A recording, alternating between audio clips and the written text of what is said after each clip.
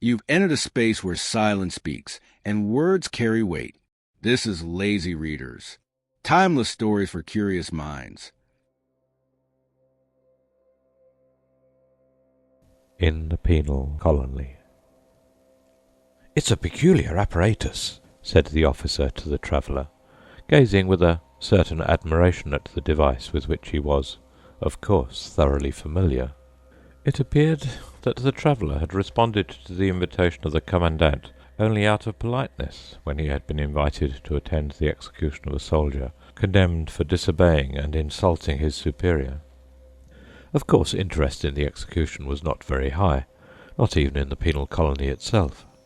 At least, here in the small, deep, sandy valley, closed in on all sides by barren slopes, apart from the officer and the traveller, there were present only the condemned, a vacant-looking man with a broad mouth and dilapidated hair and face, and the soldier, who held the heavy chain to which were connected the small chains which bound the condemned man by his feet and wrist bones, as well as by his neck, and which were also linked to each other by connecting chains.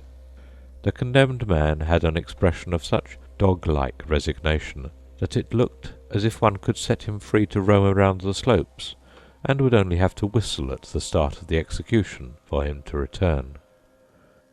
The traveller had little interest in the apparatus, and walked back and forth behind the condemned man, almost visibly indifferent, while the officer took care of the final preparations. Sometimes he crawled under the apparatus, which was built deep into the earth, and sometimes he climbed up a ladder to inspect the upper parts.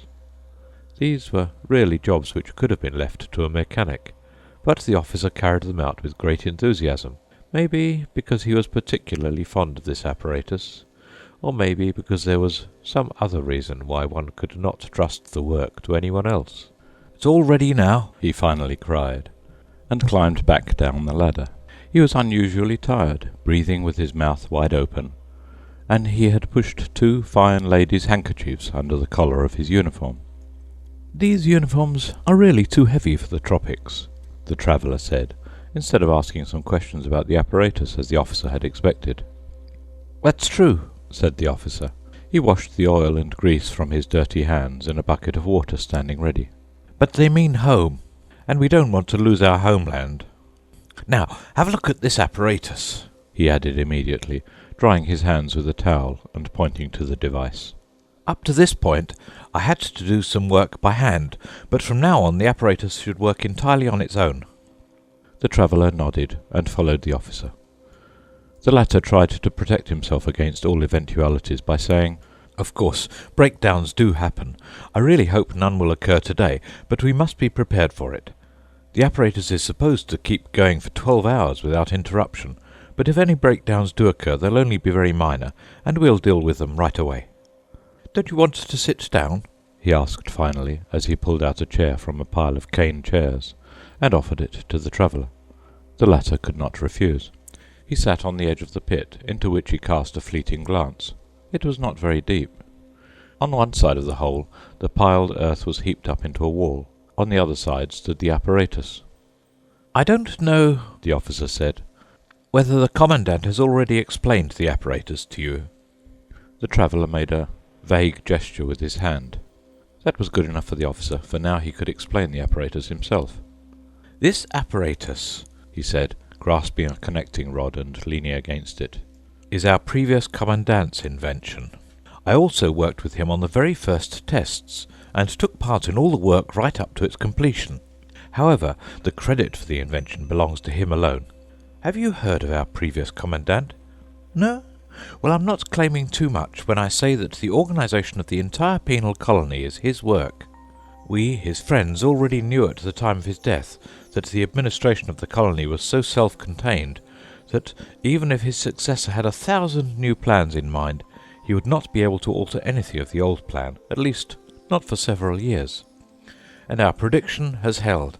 The new commandant has had to recognize that. It's a shame that you didn't know the previous commandant. However," the officer said, interrupting himself, "I'm chattering, and his apparatus stands here in front of us. As you see, it consists of 3 parts. With the passage of time, certain popular names have been developed for each of these parts. The one underneath is called the bed, the upper one is called the inscriber, and here in the middle this moving part is called the harrow." "The harrow?" the traveller asked. He had not been listening with full attention.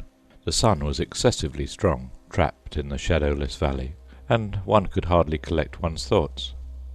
So the officer appeared to him all the more admirable in his tight tunic, weighed down with epaulettes and festooned with braid, ready to go on parade, as he explained the matter so eagerly, and while he was talking adjusted screws here and there with a screwdriver. The soldier appeared to be in a state similar to the traveller. He had wound the condemned man's chain around both his wrists, and was supporting himself with his hand on his weapon, letting his head hang backward, not bothering about anything. The traveller was not surprised at that, for the officer spoke French, and clearly neither the soldier nor the condemned man understood the language. So it was all the more striking that the condemned man, in spite of that, did what he could to follow the officer's explanation. With a sort of sleepy persistence he kept directing his gaze to the place where the officer had just pointed, and when the question from the traveller interrupted the officer, the condemned man looked at the traveller too, just as the officer was doing. "Yes, the harrow," said the officer. "The name fits. The needles are arranged as in a harrow, and the whole thing is driven like a harrow, although it stays in one place and is in principle much more artistic. You'll understand in a moment. The condemned is laid out here on the bed. First I'll describe the apparatus, and only then let the procedure go to work. That way you'll be able to follow it better. Also, a sprocket in the inscriber is excessively worn. It really squeaks. When it's in motion one can hardly make oneself understood. Unfortunately, replacement parts are difficult to come by in this place. So, here is the bed, as I said. The whole thing is completely covered with a layer of cotton wool, the purpose of which you'll find out in a moment. The condemned man is laid out on his stomach on the cotton wool, naked of course. There are straps for the hands here, for the feet here, and for the throat here, to tie him in securely. At the head of the bed here, where the man, as I have mentioned, first lies face down, is this small protruding lump of felt, which can easily be adjusted so that it presses right into the man's mouth. Its purpose is to prevent him screaming and biting his tongue to pieces. Of course the man has to let the felt in his mouth, otherwise the straps around his throat would break his neck. "That's cotton wool?" asked the traveller, and bent down. "Yes, it is," said the officer, smiling. "Feel it for yourself." He took the traveller's hand and led him over to the bed. "It's a specially prepared cotton wool. That's why it looks so unrecognizable. I'll get around to mentioning its purpose in a moment." The traveller was already being won over a little to the apparatus. With his hand over his eyes to protect them from the sun, he looked at the apparatus in the hole. It was a massive construction. The bed and the inscriber were the same size, and looked like two dark chests. The inscriber was set about 2 meters above the bed, and the two were joined together at the corners by 4 brass rods, which almost reflected the sun. The harrow hung between the chests on a band of steel. The officer had hardly noticed the earlier indifference of the traveller, but he did have a sense now of how the latter's interest was being aroused for the first time. So he paused in his explanation in order to allow the traveller time to observe the apparatus undisturbed. The condemned man imitated the traveller, but since he could not put his hand over his eyes, he blinked upward, with his eyes uncovered. "So now the man is lying down," said the traveller. He leaned back in his chair and crossed his legs. "Yes," said the officer, pushing his cap back a little and running his hand over his hot face. "Now, listen. Both the bed and the inscriber have their own electric batteries. The bed needs them for itself, and the inscriber for the harrow. As soon as the man is strapped in securely, the bed is set in motion. It quivers with tiny, very rapid oscillations from side to side and up and down simultaneously. You will have seen similar devices in mental hospitals. Only, with our bed, all movements are precisely calibrated, for they must be meticulously coordinated with the movements of the harrow. But it's the harrow which has the job of actually carrying out the sentence." "What is the sentence?" the traveller asked. "You don't even know that?" asked the officer in astonishment, and bit his lip. Forgive me if my explanations are perhaps confused. I really do beg your pardon. Previously it was the Commandant's habit to provide such explanations, but the new Commandant has excused himself from this honourable duty. The fact that with such an eminent visitor—" The traveller tried to deflect the honour with both hands, but the officer insisted on the expression. "That with such an eminent visitor he didn't even once make him aware of the form of our sentencing is yet again something new which—" He had a curse on his lips, but controlled himself, and said merely, "I was not informed about it. It's not my fault. In any case, I am certainly the person best able to explain our style of sentencing, for here I am, carrying—" He patted his breast pocket. "The relevant diagrams drawn by the previous Commandant." "Diagrams made by the Commandant himself?" asked the traveller. "Then was he in his own person a combination of everything? Was he soldier, judge, engineer, chemist, and draftsman?" "He was indeed," said the officer, nodding his head with a fixed and thoughtful expression. Then he looked at his hands, examining them. They didn't seem to him clean enough to handle the diagrams, so he went to the bucket and washed them again. Then he pulled out a small leather folder and said, "Our sentence does not sound severe. The law which a condemned man has violated is inscribed on his body with the harrow. This condemned man, for example," and the officer pointed to the man, "will have inscribed on his body, 'Honour your superiors.'" The traveller had a quick look at the man. When the officer was pointing at him, the man kept his head down, and appeared to be directing all his energy into listening in order to learn something, but the movements of his thick pouting lips showed clearly that he was incapable of understanding anything. The traveller wanted to raise various questions, but after looking at the condemned man he merely asked, "Does he know his sentence?" "No," said the officer. He wished to get on with his explanation right away, but the traveller interrupted him. "He doesn't know his own sentence?" "No," said the officer once more. He then paused for a moment, as if he was asking the traveller for a more detailed reason for his question, and said, "It would be useless to give him that information. He experiences it on his own body." The traveller really wanted to keep quiet at this point, but he felt how the condemned man was gazing at him. He seemed to be asking whether he could approve of the process the officer had described. So the traveller, who had up to this point been leaning back, bent forward again, and kept up his questions. "But does he none the less have some general idea that he's been condemned?" "Not that either," said the officer, and he smiled at the traveller as if he was still waiting for some strange revelations from him. "No?" said the traveller, wiping his forehead. "Then does the man also not yet know how his defence was received?" "He has had no opportunity to defend himself," said the officer, and looked away as if he was talking to himself, and wished not to embarrass the traveller with an explanation of matters so self-evident to him. "But he must have had a chance to defend himself," said the traveller, and stood up from his chair. The officer recognized that he was in danger of having his explanation of the apparatus held up for a long time, so he went to the traveller, took him by the arm, pointed with his hand at the condemned man, who stood there stiffly, now that the attention was so clearly directed at him. The soldier was also pulling on his chain, and said, "The matter stands like this.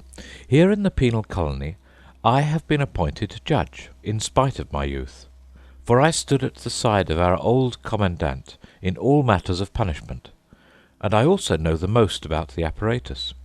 The basic principle I use for my decisions is this: guilt is always beyond a doubt. Other courts could not follow this principle, for they are made up of many heads, and in addition have even higher courts above them. But that is not the case here. Or at least it was not that way with the previous commandant. It's true the new commandant has already shown a desire to get mixed up in my court, but I've succeeded so far in fending him off, and I'll continue to be successful. You want this case explained. It's simple, just like all of them. This morning a captain laid a charge that this man, who is assigned to him as a servant, and who sleeps before his door, had been sleeping on duty, for his task is to stand up every time the clock strikes the hour and salute in front of the captain's door. That's certainly not a difficult duty, and it's necessary, since he is supposed to remain fresh both for guarding and for service. Yesterday night The captain wanted to check whether his servant was fulfilling his duty. He opened the door on the stroke of 2 and found him curled up asleep. He got his horsewhip and hit him across the face.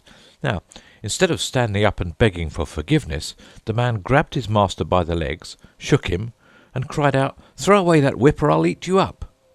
Those are the facts. The captain came to me an hour ago. I wrote up his statement, and right after that, the sentence. Then I had the man chained up. It was all very simple. If I had first summoned the man and interrogated him, the result would have been confusion. He would have lied, and if I had been successful in refuting his lies, he would have replaced them with new lies, and so forth. But now I have him, and I won't release him again. Now does that clarify everything? But time is passing. We should be starting the execution, and I haven't finished explaining the apparatus yet. He urged the traveller to sit down in his chair, moved to the apparatus again, and started.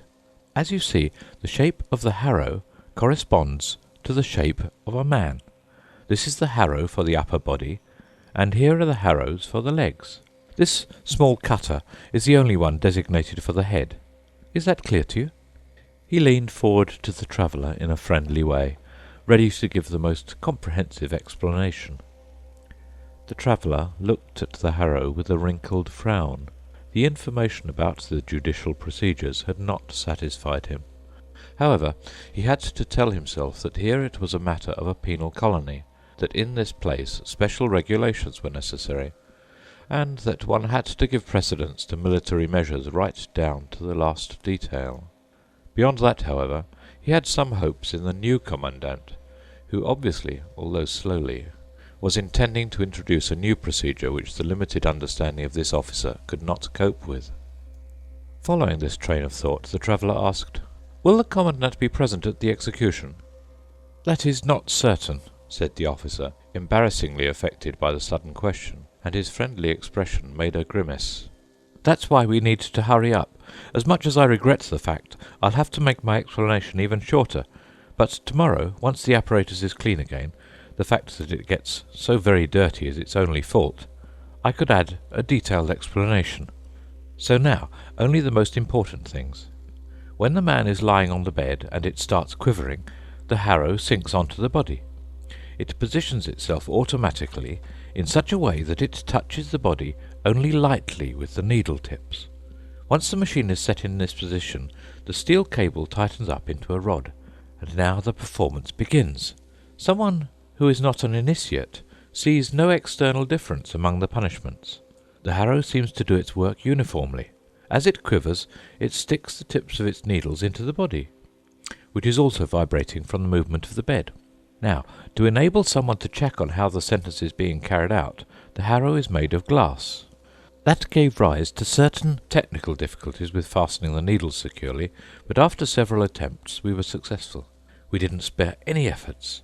And now, as the inscription is made on the body, everyone can see through the glass. Don't you want to come closer and see the needles for yourself?" The traveller stood slowly, moved up, and bent over the harrow.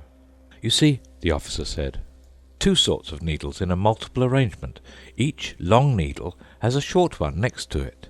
The long one inscribes, and the short one squirts water out to wash away the blood and keep the inscription always clear. The bloody water is then channeled here in small grooves, and finally flows into these main gutters, and the outlet pipe takes it to the pit." The officer pointed with his finger to the exact path which the bloody water had to take. As he began to demonstrate with both hands at the mouth of the outlet pipe, in order to make his account as clear as possible, the traveller raised his head, and feeling behind him with his hand, wanted to return to his chair. Then he saw to his horror that the condemned man had also, like him, accepted the officer's invitation to inspect the arrangement of the harrow up close. He had pulled the sleeping soldier, holding the chain, a little forward, and was also bending over the glass. One could see how, with a confused gaze, he also was looking for what the two gentlemen had just observed, but how he didn't succeed, because he lacked the explanation. He leaned forward this way and that. He kept running his eyes over the glass again and again. The traveller wanted to push him back, for what he was doing was probably punishable. But the officer held the traveller firmly with one hand, and with the other he took a lump of earth from the wall and threw it at the soldier. The latter opened his eyes with a start, saw what the condemned man had dared to do, let his weapon fall, braced his heels in the earth, and pulled the condemned man back, so that he immediately collapsed. The soldier looked down at him as he writhed around, making his chain clink. "Stand him up!" cried the officer. Then he noticed that the condemned man was distracting the traveller too much. The latter was even leaning out away from the harrow, without paying any attention to it, wanting to find out what was happening to the condemned man. "Handle him carefully," the officer yelled again. He ran around the apparatus, personally grabbed the condemned man under the armpits, and with the help of the soldier stood the man, whose feet kept slipping upright. "Now I know all about it," said the traveller, as the officer turned back to him again. "Except the most important thing," said the latter, grabbing the traveller by the arm and pointing up high. "There in the inscriber is the mechanism which determines the movement of the harrow, and this mechanism is arranged according to the diagram on which the sentence is set down. I still use the diagrams of the previous commandant. Here they are." He pulled some pages out of the leather folder. "Unfortunately, I can't hand them to you. They are the most cherished thing I possess. Sit down, and I'll show you them from this distance. Then you'll be able to see it all well." He showed the first sheet. The traveller would have been happy to say something appreciative, but all he saw was a labyrinthine series of lines, criss-crossing each other in all sorts of ways. These covered the paper so thickly that only with difficulty could one make out the white spaces in between. "Read it," said the officer. "I can't," said the traveller. "But it's clear," said the officer. "It's very elaborate," said the traveller evasively, "but I can't decipher it." "Yes," said the officer, smiling, and putting the folder back again. "It's not calligraphy for school children. One has to read it a long time. You too will finally understand it clearly. Of course, it has to be a script that isn't simple. You see, it's not supposed to kill right away, but on average over a period of 12 hours. The turning point is set for the 6th hour. There must also be many embellishments surrounding the basic script. The essential script moves around the body only in a narrow belt. The rest of the body is reserved for decoration. Can you now appreciate the work of the harrow and the whole apparatus? Just look at it." He jumped up the ladder, turned a wheel, and called down, "Watch out! Move to the side!" Everything started moving. If the wheel had not squeaked, it would have been marvellous. The officer threatened the wheel with his fist as if he was surprised by the disturbance it created. Then he spread his arms, apologizing to the traveller, and quickly clambered down in order to observe the operation of the apparatus from below. Something was still not working properly, something only he noticed. He clambered up again, and reached with both hands into the inside of the inscriber. Then, in order to descend more quickly, instead of using the ladder, he slid down one of the poles, and, to make himself understandable through the noise, strained his voice to the limit as he yelled in the traveller's ear, "Do you understand the process? The harrow is starting to write. When it's finished with the first part of the script on the man's back, the layer of cotton wool rolls and turns the body slowly onto its side to give the harrow a new area. Meanwhile, those parts lacerated by the inscription are lying on the cotton wool, which, because it has been specially treated, immediately stops the bleeding and prepares the script for a further deepening. Here, as the body continues to rotate, prongs on the edge of the harrow then pull the cotton wool from the wounds, throw it into the pit, and the harrow goes to work again. In this way it keeps making the inscription deeper for 12 hours. For the first 6 hours the condemned man goes on living almost as before. He suffers nothing but pain. After 2 hours the felt is removed, for at that point the man has no more energy for screaming. Here at the head of the bed, warm rice pudding is put into this electrically heated bowl. From this, the man, if he feels like it, can help himself to what he can lap up with his tongue. No one passes up this opportunity. I don't know of a single one, and I've had a lot of experience. He first loses his pleasure in eating around the 6th hour. I usually kneel down at this point and observe the phenomenon. The man rarely swallows the last bit. He turns it around in his mouth and spits it into the pit. When he does that, I have to lean aside or else he'll get me in the face. But how quiet the man becomes around the 6th hour. The most stupid of them begin to understand. It starts around the eyes and spreads out from there. a look that could tempt one to lie down under the harrow. Nothing else happens. The man simply begins to decipher the inscription. He purses his lips, as if he is listening. You've seen that it is not easy to figure out the inscription with your eyes, but our man deciphers it with his wounds. True, it takes a lot of work. It requires 6 hours to complete. But then the harrow spits him right out and throws him into the pit, where he splashes down into the bloody water and cotton wool. Then the judgment is over, and we, the soldier and I, quickly bury him. The traveller had leaned his ear towards the officer, and with his hands in his coat pockets was observing the machine at work. The condemned man was also watching, but without understanding. He bent forward a little and followed the moving needles, as the soldier, after a signal from the officer, cut through his shirt and trousers with a knife from the back, so that they fell off the condemned man. He wanted to grab the falling garments to cover his bare flesh, but the soldier held him up and shook the last rags from him. The officer turned the machine off, and in the silence which then ensued, the condemned man was laid out under the harrow. The chains were taken off, and the straps fastened in their place. For the condemned man it seemed at first glance to signify almost a relief. And now the harrow sunk down a stage lower, for the condemned was a thin man. As the needle-tips touched him, a shudder went over his skin. While the soldier was busy with the right hand, the condemned man stretched out his left, with no sense of its direction, but it was pointing to where the traveller was standing. The officer kept looking at the traveller from the side without taking his eyes off him, as if he was trying to read from his face the impression he was getting of the execution, which he had now explained to him, at least superficially. The strap meant to hold the wrist ripped off. The soldier probably had pulled on it too hard. The soldier showed the officer the torn-off piece of strap, wanting him to help. So the officer went over to him and said, with his face turned towards the traveller, "The machine is very complicated. Now and then something has to tear or break. One shouldn't let that detract from one's overall opinion. Anyway, we have an immediate replacement for the strap.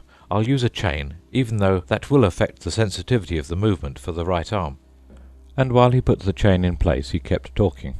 "Our resources for maintaining the machine are very limited at the moment. Under the previous commandant, I had free access to a cash box specially set aside for this purpose. There was a storeroom here in which all possible replacement parts were kept. I admit I made almost extravagant use of it. I mean earlier, not now, as the new commandant claims. For him, everything serves only as a pretext to fight against the old arrangements. Now he keeps the cash box for machinery under his own control, and if I ask him for a new strap, he demands the torn one as a piece of evidence. The new one doesn't arrive for 10 days, and it's an inferior brand of not much use to me. But how am I supposed to get the machine to work in the meantime without a strap? No one's concerned about that." The traveller was thinking, it's always questionable to intervene decisively in strange circumstances. He was neither a citizen of the penal colony, nor a citizen of the state to which it belonged. If he wanted to condemn the execution, or even hinder it, people could say to him, "You're a foreigner, keep quiet." He would have nothing in response to that, but could only add that he did not understand what he was doing on this occasion, for the purpose of his travelling was merely to observe, and not to alter other people's judicial systems in any way. True, at this point, the way things were turning out, it was very tempting. The injustice of the process and the inhumanity of the execution were beyond doubt. No one could assume that the traveller was acting out of any sense of his own self-interest, for the condemned man was a stranger to him, not a countryman, and not someone who invited sympathy in any way. The traveller himself had letters of reference from high officials, and had been welcomed here with great courtesy. The fact that he had been invited to this execution even seemed to indicate that people were asking for his judgment of this trial. This was all the more likely since the commandant, as he had now heard only too clearly, was no supporter of this process, and maintained an almost hostile relationship with the officer. Then the traveller heard a cry of rage from the officer. He had just shoved the stub of felt in the condemned man's mouth, not without difficulty, when the condemned man, overcome by an irresistible nausea, shut his eyes and threw up. The officer quickly yanked him up off the stump, and wanted to turn his head aside toward the pit, but it was too late. The vomit was already flowing down onto the machine. "This is all the commandant's fault," cried the officer, and mindlessly rattled the brass rods at the front. My machine's as filthy as a pigsty." With trembling hands he showed the traveller what had happened. "Haven't I spent hours trying to make the Commandant understand that a day before the execution there should be no more food served? But the new lenient administration has a different opinion. Before the man is led away, the Commandant's women cram sugary things down his throat. His whole life he's fed himself on stinking fish, and now he has to eat sweets. But that would be all right. I'd have no objections. But why don't they get a new felt, the way I've been asking him for 3 months now? How can anyone take this felt into his mouth without feeling disgusted? Something that 100 men have sucked and bitten on it as they were dying." The condemned man had laid his head down and appeared peaceful. The soldier was busy cleaning up the machine with the condemned man's shirt. The officer went up to the traveller, who, feeling some premonition, took a step backwards. But the officer grasped him by the hand and pulled him aside. "I want to speak a few words to you in confidence," he said. "May I do that?" "Of course," said the traveller, and listened with his eyes lowered. "This process and execution, which you now have an opportunity to admire, have no more open supporters in our colony. I am its only defender, just as I am the single advocate for the legacy of the old Commandant. I can no longer think about a more extensive organisation of the process.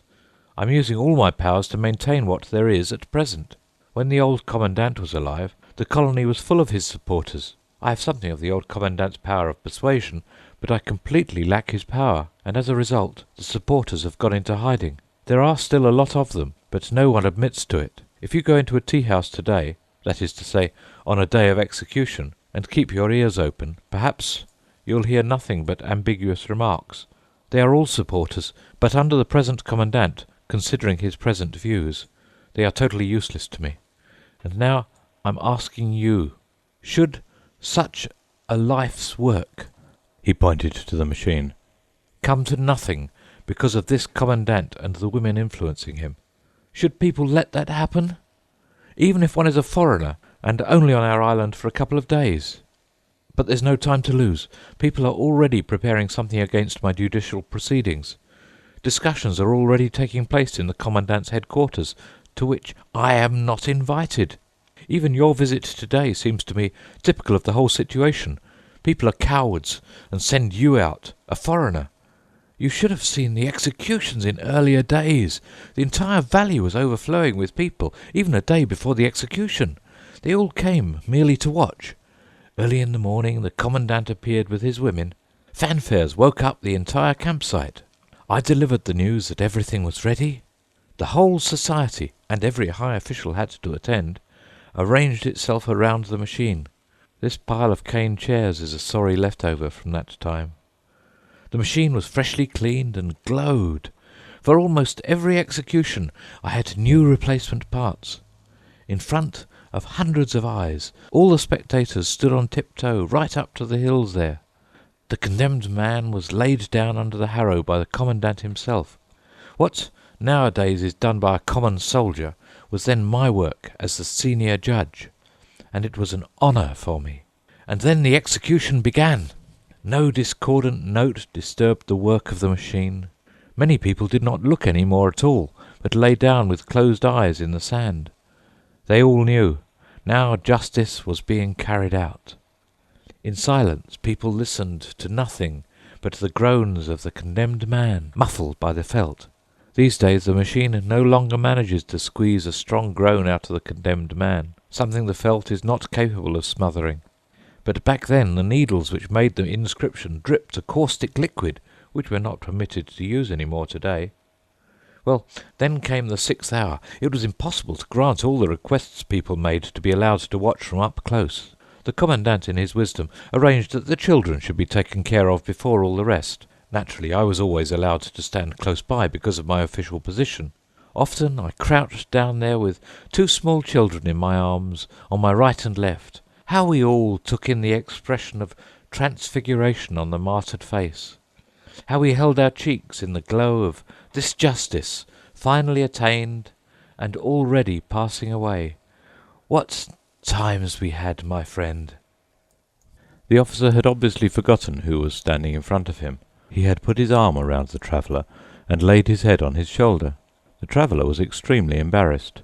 Impatiently he looked away over the officer's head. The soldier had ended his task of cleaning, and had just shaken some rice pudding into the bowl from a tin. No sooner had the condemned man, who seemed to have fully recovered already, noticed this, than his tongue began to lick at the pudding. The soldier kept pushing him away, for the pudding was probably meant for a later time. But in any case, it was not proper for the soldier to reach in and grab some food with his dirty hands, and eat it in front of the famished condemned man. The officer quickly collected himself. I didn't want to upset you in any way," he said. "I know it is impossible to make someone understand those days now. Besides, the machine still works and operates on its own. It operates on its own even when it is standing alone in this valley. And at the end, the body still keeps falling in that incredibly soft flight into the pit, even if hundreds of people are not gathered like flies around the hole, the way they used to be. Back then, we had to erect a strong railing around the pit. It was pulled out long ago." The traveller wanted to turn his face away from the officer, and looked aimlessly around him. The officer thought he was looking at the wasteland of the valley, so he grabbed his hands, turned him around in order to catch his gaze, and asked, "Do you see the shame of it?" But the traveller said nothing. The officer left him alone for a while. With his legs apart and his hands on his hips, the officer stood still and looked at the ground. Then he smiled at the traveller cheerfully and said, "Yesterday I was nearby when the commandant invited you. I heard the invitation. I know the commandant. I understood right away what he intended with his invitation. Although his power might be sufficiently great to take action against me, he doesn't yet dare to. But my guess is that with you he is exposing me to the judgment of a respected foreigner. He calculates things with care. You are now in your second day on the island. You didn't know the old commandant and his way of thinking. You are trapped in a European way of seeing things. Perhaps you are fundamentally opposed to the death penalty in general, and to this kind of mechanical style of execution in particular. Moreover, you see how the execution is a sad procedure, without any public participation, using a partially damaged machine. Now, if we take all of this together, so the commandant thinks, surely one could easily imagine that you would not consider my procedure proper. And if you didn't consider it right, you wouldn't keep quiet about it. I'm still speaking the mind of the commandant, for you no doubt have faith that your tried and true convictions are correct. It's true that you have seen many peculiar things among many peoples, and have learnt to respect them. Thus you will probably not speak out against the procedure with your full power, as you would, perhaps, in your own homeland. But the commandant doesn't really need that. A casual word, merely a careless remark, is enough. It doesn't have to match your convictions at all, so long as it corresponds to his wishes. I'm certain he will use all his shrewdness to interrogate you, and his women will stand around in a circle and perk up their ears.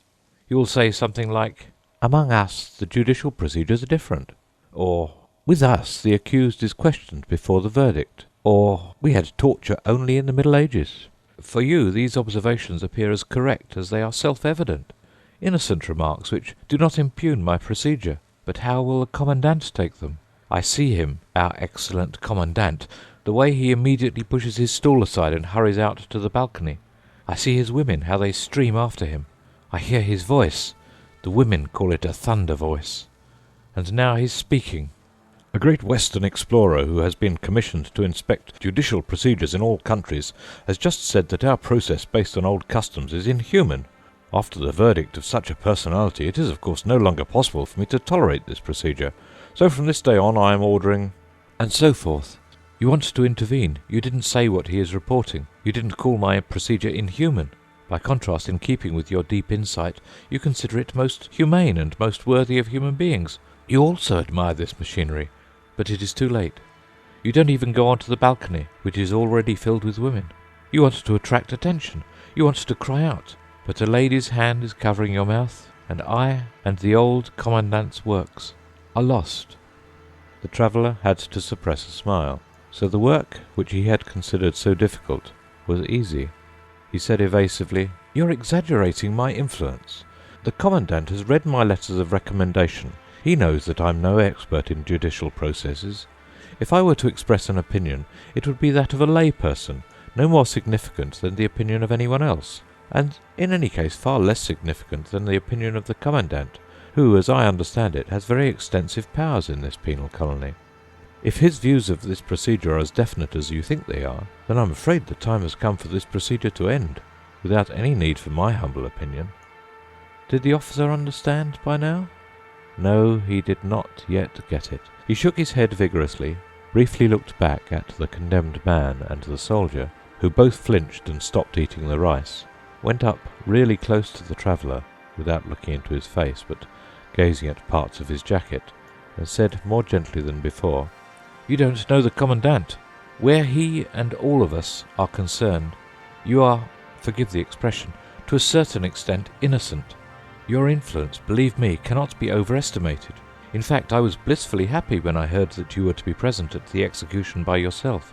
This order of the Commandant was aimed at me, but now I'll turn it to my advantage, without being distracted by false insinuations and disparaging looks, which could not have been avoided with a greater number of participants at the execution. You have listened to my explanation, looked at the machine, and are now about to view the execution.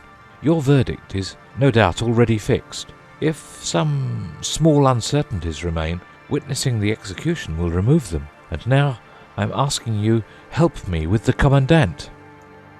The traveller did not let him go on talking. "How can I do that?" he cried. "It's totally impossible. I can help you as little as I can harm you." "You could do it," said the officer. With some apprehension, the traveller observed that the officer was clenching his fists. "You could do it," repeated the officer even more emphatically. "I have a plan which must succeed. You think your influence is insufficient. I know it will be enough. But assuming you're right, doesn't saving this whole procedure require one to try even those methods which may be inadequate? So listen to my plan. To carry it out, it's necessary, above all, for you to keep as quiet as possible today in the colony about your verdict on this procedure. Unless someone asks you directly, you should not express any view whatsoever. But what you do say must be short and vague. People should notice that it's difficult for you to speak about the subject, that you feel bitter, that if you were to speak openly you'd have to burst out cursing on the spot. I'm not asking you to lie, not at all. You should only give brief answers, something like, 'Yes, I've seen the execution,' or 'Yes, I've heard the full explanation.' That's all, nothing further, for that will be enough of an indication for people to observe in you a certain bitterness, even if that's not what the Commandant will think. Naturally, he will completely misunderstand the issue and interpret it in his own way. My plan is based on that. Tomorrow, a large meeting of all the higher administrative officials takes place at headquarters under the chairmanship of the Commandant. He of course understands how to turn such a meeting into a spectacle. A gallery has been built, which is always full of spectators. I'm compelled to take part in the discussions, though they fill me with disgust. In any case, you will certainly be invited to the meeting. If you follow my plan today, and behave accordingly, the invitation will become an emphatic request. But should you for some inexplicable reason still not be invited, you must make sure you request an invitation. Then you'll receive one without question. Now tomorrow you're sitting with the women in the Commandant's box.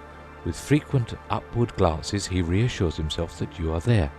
After various trivial and ridiculous agenda items designed for the spectators, mostly harbour construction, always harbour construction, the judicial process comes up for discussion. If it's not raised by the Commandant himself, or does not occur soon enough, I'll make sure that it comes up. I'll stand up and report on today's execution. Really briefly, just the report. Such a report is not really customary, however I'll do it nonetheless. The Commandant thanks me, as always, with a friendly smile, and now he cannot restrain himself. He seizes this excellent opportunity. "The report of the execution," he'll say, or something like that, "has just been given. I would like to add to this report only the fact that this particular execution was attended by the great explorer whose visit confers such extraordinary honour on our colony, as you all know. Even the significance of our meeting today has been increased by his presence. Should we not now ask this great explorer for his appraisal of the execution based on old customs and of the process which preceded it?" Of course there is the noise of applause everywhere, universal agreement, and I'm louder than anyone. The Commandant bows before you and says, "Then in everyone's name I'm putting the question to you. And now you step up to the railing. Place your hands where everyone can see them, otherwise the ladies will grab them and play with your fingers. And now, finally, come your remarks. I don't know how I'll bear the tension up to then. In your speech you mustn't hold back. Let truth resound. Lean over the railing and shout it out. Yes, yes, roar your opinion at the Commandant, your unshakable opinion. But perhaps you don't want to do that. It doesn't suit your character. Perhaps in your country people behave differently in such situations. That's all right. That's perfectly satisfactory. Don't stand up at all. Just say a couple of words. Whisper them so that only the officials underneath you can just hear them. That's enough. You don't even have to say anything at all about the lack of attendance at the execution, or about the squeaky wheel, the torn strap, or the disgusting felt. No, I'll take over all further details, and believe me, if my speech doesn't chase him out of the room, it will force him to his knees, so he'll have to admit it. Old Commandant, I bow down before you. That's my plan. Do you want to help me carry it out? But of course you want to. More than that, you have to. And the officer gripped the traveller by both arms and looked at him, breathing heavily into his face. He had yelled the last sentences so loudly that even the soldier and the condemned man were paying attention. Although they couldn't understand a thing, they stopped eating and looked over at the traveller, still chewing. From the start, the traveller had had no doubts about the answer he must give. He had experienced too much in his life to be able to waver here. Basically, he was honest and unafraid. Still, with the soldier and the condemned man looking at him, he hesitated a moment. But finally he said, as he had to, "No." The officer's eyes blinked several times, but he did not take his eyes off the traveller. "Would you like an explanation?" asked the traveller. The officer nodded dumbly. "I am opposed to this procedure," said the traveller. "Even before you took me into your confidence, and of course I will never abuse your confidence under any circumstances, I was already thinking about whether I was entitled to intervene against this procedure, and whether my intervention could have the smallest chance of success. And if that was the case, it was clear to me whom I had to turn to first of all. Naturally, to the Commandant. You clarified the issue for me even more, but without reinforcing my decision in any way. Quite the reverse. I find your conviction genuinely moving, even if it cannot deter me." The officer remained quiet, turned towards the machine, grabbed one of the brass rods, and then, leaning back a little, looked up at the inscriber, as if he was checking that everything was in order. The soldier and the condemned man seemed to have made friends with each other. The condemned man was making signs to the soldier, although, given the tight straps on him, this was difficult for him to do. The soldier was leaning into him. The condemned man whispered something to him, and the soldier nodded. The traveller went over to the officer and said, "You don't yet know what I'll do. Yes, I will tell the Commandant my opinion of the procedure, not in a meeting, but in private. In addition, I won't stay here long enough to be able to get called in to some meeting or other. Early tomorrow morning, I leave, or at least I go on board ship." It didn't look as if the officer had been listening. "So, the process has not convinced you," he said to himself, smiling the way an old man smiles over the silliness of a child, concealing his own true thoughts behind that smile. "Well, then, it's time," he said finally, and suddenly looked at the traveller with bright eyes which contained some sort of demand, some appeal for participation. "Time for what?" asked the traveller uneasily, but there was no answer. "You're free," the officer told the condemned man in his own language. At first the man did not believe him. "You're free now," said the officer. For the first time the face of the condemned man showed signs of real life. Was it the truth? Was it only the officer's mood which could change? Had the foreign traveller brought him a reprieve? What was it? That's what the man's face seemed to be asking. But not for long. Whatever the case might be, if he could, he wanted to be truly free, and he began to shake back and forth as much as the harrow permitted. "You're tearing my straps!" cried the officer. "Be still, we'll undo them right away." And giving a signal to the soldier, he set to work with him. The condemned man said nothing and smiled slightly to himself. He turned his face to the officer, and then to the soldier, and then back again, without ignoring the traveller. "Pull him out," the officer ordered the soldier. This process required a certain amount of care because of the harrow. The condemned man already had a few small wounds on his back, thanks to his own impatience. From this point on, however, the officer paid him hardly any attention. He went up to the traveller, pulled out the small leather folder once more, leafed through it, finally found the sheet he was looking for and showed it to the traveller. "Read that," he said. "I can't," said the traveller. I've already told you I can't read these pages." "But take a close look at the page," said the officer, and moved up right next to the traveller, in order to read with him. When that didn't help, he raised his little finger high up over the paper, as if the page must not be touched under any circumstances, so that using this he might make the task of reading easier for the traveller. The traveller also made an effort, so that at least he could satisfy the officer, but it was impossible for him. Then the officer began to spell out the inscription, and then read out once again the joined-up letters. "Be just, it states," he said. "Now you can read it." The traveller bent so low over the paper that the officer, afraid he might touch it, moved it further away. The traveller didn't say anything more, but it was clear that he was still unable to read anything. "Be just, it says," the officer remarked once again. "That could be," said the traveller. "I do believe that's written there." "Good," said the officer, at least partially satisfied. He climbed up the ladder, holding the paper. With great care he set the page in the inscriber, and appeared to rotate the gear mechanism completely around. This was very tiring work. It must have required him to deal with extremely small wheels. He had to inspect the gears so closely that sometimes his head disappeared completely into the inscriber. The traveller followed this work from below, without looking away. His neck grew stiff, and his eyes found the sunlight pouring down from the sky painful. The soldier and the condemned man were keeping each other busy. With the tip of his bayonet, the soldier pulled out the condemned man's shirt and trousers, which were lying in the hole. The shirt was horribly dirty, and the condemned man washed it in the bucket of water. When he was putting on his shirt and trousers, the soldier and the condemned man had to laugh out loud, for the pieces of clothing were cut in two up the back. Perhaps the condemned man thought that it was his duty to amuse the soldier. In his ripped-up clothes he circled around the soldier, who crouched down on the ground, laughed and slapped his knees, but they restrained themselves out of consideration for the two gentlemen present. When the officer was finally finished up on the machine, with a smile he looked over the whole thing and all its parts one more time, and this time closed the cover of the inscriber, which had been open up to this point.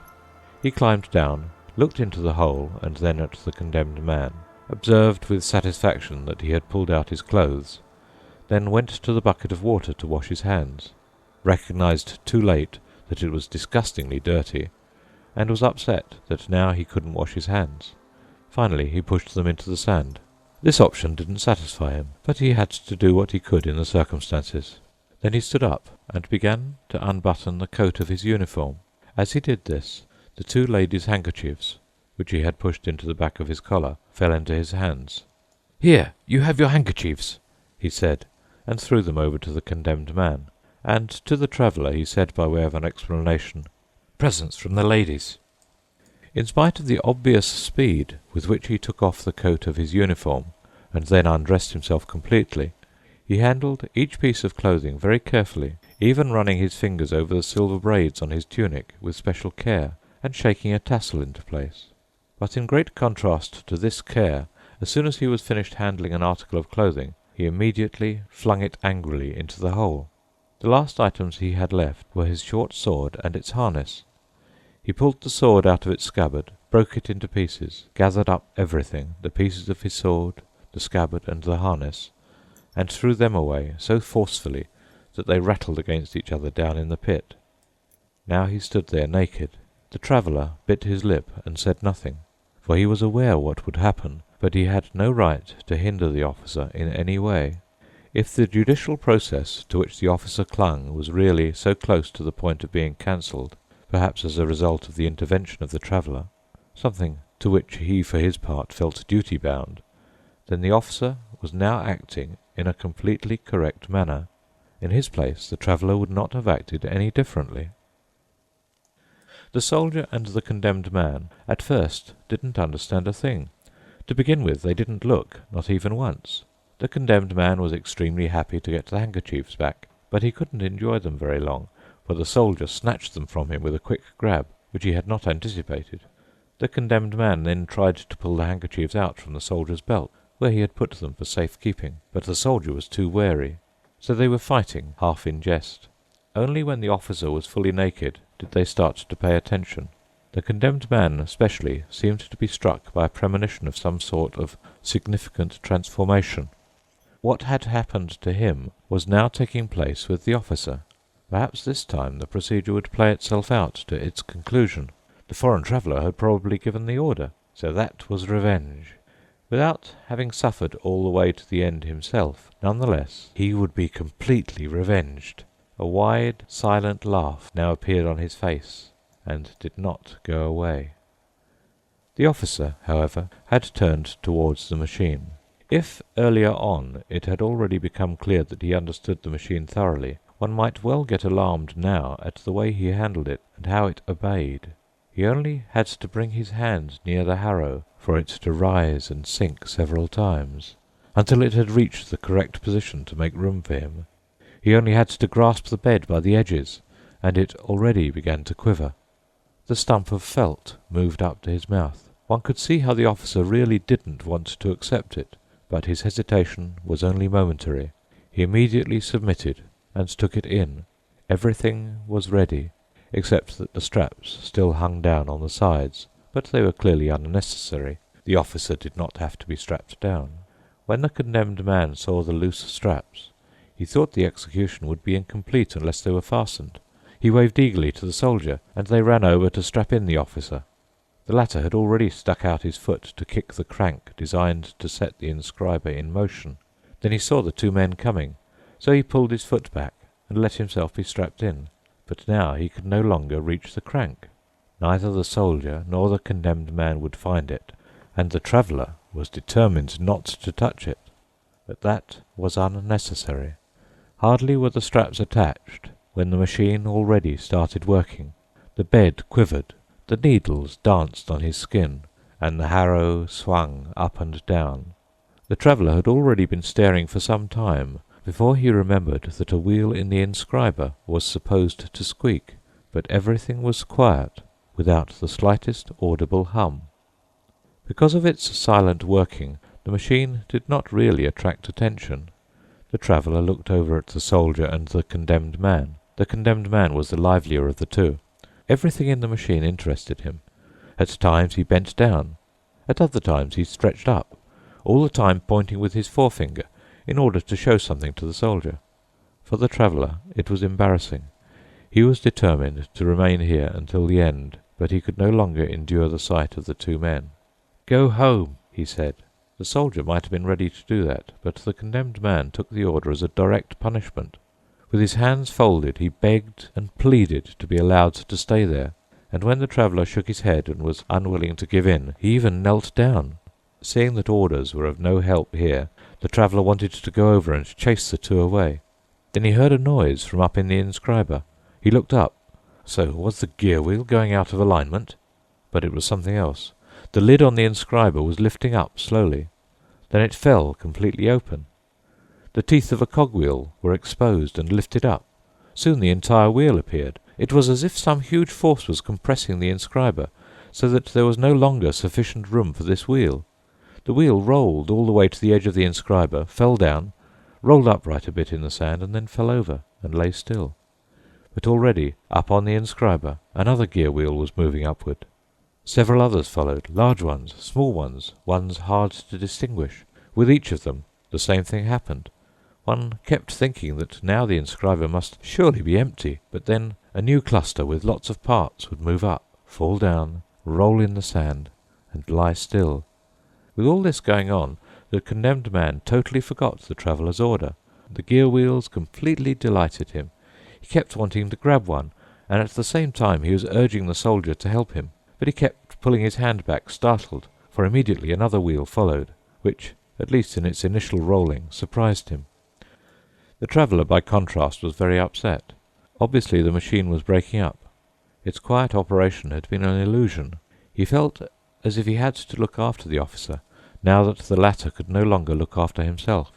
But while the falling gear wheels were claiming all his attention, he had neglected to look at the rest of the machine. However, when he now bent over the harrow, once the last gear wheel had left the inscriber, he had a new, even more unpleasant surprise. The harrow was not writing, but only stabbing. and the bed was not rolling the body, but lifting it, quivering up into the needles. The traveller wanted to reach in to stop the whole thing if possible. This was not the torture the officer wished to attain. It was murder, pure and simple. He stretched out his hands, but at that point the harrow was already moving upwards and to the side, with the skewered body, just as it did in other cases, but only in the 12th hour. Blood flowed out in hundreds of streams, not mixed with water. The water tubes had also failed to work this time. Then one last thing went wrong. The body would not come loose from the needles. Its blood streamed out, but it hung over the pit without falling. The harrow wanted to move back to its original position, but as if it realized that it could not free itself of its load, it remained over the hole. "Help!" the traveller yelled out to the soldier and the condemned man, and grabbed the officer's feet. He wanted to push against the feet himself and have the two others grab the officer's head from the other side, so that he could be slowly taken off the needles. But now the two men could not make up their mind whether to come or not. The condemned man turned away at once. The traveller had to go over to him and drag him to the officer's head by force. At this point, almost against his will, he looked at the face of the corpse.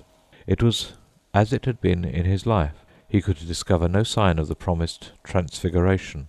What all the others had found in the machine, the officer had not. His lips were pressed firmly together. His eyes were open, and looked as they had when he was alive. His gaze was calm and convinced. The tip of a large iron needle had gone through his forehead. As the traveller, with the soldier and the condemned man behind him, came to the first houses in the colony, the soldier pointed to one and said, "That's the tea-house." On the ground floor of one of the houses was a deep, low room like a cave, with smoke-covered walls and ceiling. On the street side it was open all along its full width. Although there was little difference between the tea-house and the rest of the houses in the colony, which were all very dilapidated, except for the commandant's palatial structure, the traveller was struck by the impression of historical memory, and he felt the power of earlier times. Followed by his companions, he walked closer, going between the unoccupied tables, which stood in the street in front of the tea-house, and took a breath of the cool, stuffy air which came from inside. "The old man is buried here," said the soldier. "A place in the cemetery was denied him by the chaplain. For a long time people were undecided where they should bury him. Finally they buried him here. Of course the officer explained none of that to you, for naturally he was the one most ashamed about it. A few times he even tried to dig up the old man at night, but he was always chased off." "Where is the grave?" asked the traveller, who could not believe the soldier. Instantly both men, the soldier and the condemned man, ran in front of him, and with hands outstretched pointed to the place where the grave was located. They led the traveller to the back room, where guests were sitting at a few tables. They were presumably dock workers, strong men with short, shiny black